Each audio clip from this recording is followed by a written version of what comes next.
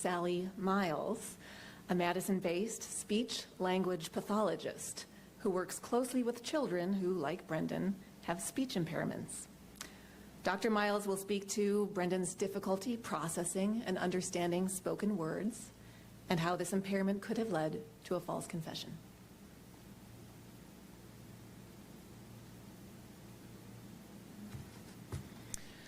Right, my profession is speech-language pathology, and that's quite a mouthful.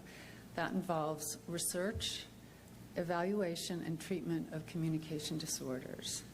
I've worked with children with speech and language disorders for over 30 years.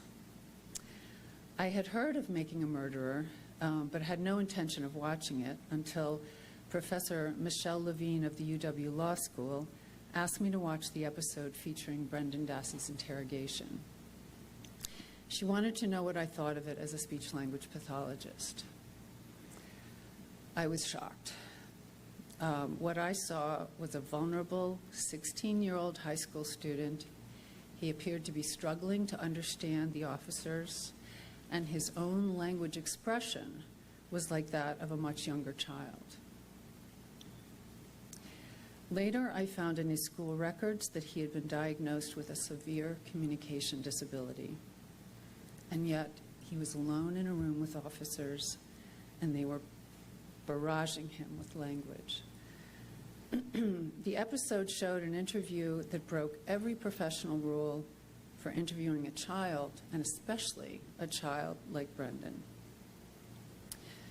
Professor Levine and I believed that the nature and severity of Brendan's disability had been overlooked, and that a linguistic analysis of Brendan's interrogation was needed. We analyzed the interrogations as well as Brendan's educational records. Here are some of the highlights of the study. Brendan's ability to process and use spoken language was in the bottom percentile.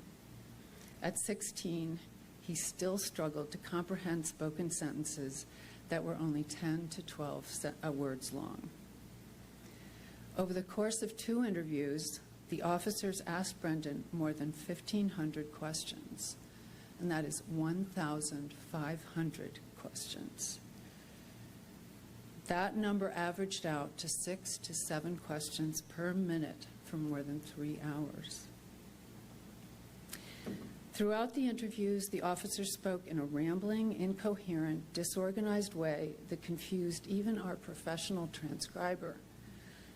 She had difficulty telling where one sentence ended and another began.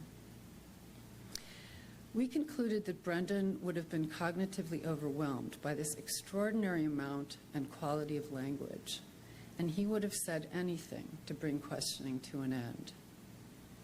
As can be seen in the videos, Brendan was extremely compliant. He acquiesced to almost everything the policeman said. The final confession was directed by the officers, their questions and their comments. It simply could not be considered to have originated with Brendan. Thank you.